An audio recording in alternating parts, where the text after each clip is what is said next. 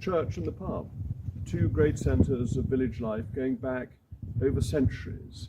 The English have a very long tradition of drinking beer, or in the case of Somerset, cider, whether it was the small beer given to children in the Middle Ages when the water quality wasn't good enough, or the scrumpy, enjoyed by people working on the farms in more recent times, and still enjoyed by some people very much today. The pub has been a real community asset.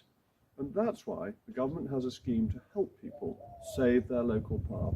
Here at the Waldegrave Arms, the community has got together and raised hundreds of thousands of pounds to save the Waldegrave Arms.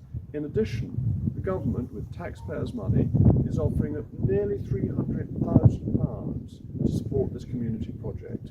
It's a great scheme, it will save an important asset, but ultimately it will only work if you come and enjoy your pint of beer or scrumpy at the Waldie once it's been saved by the community.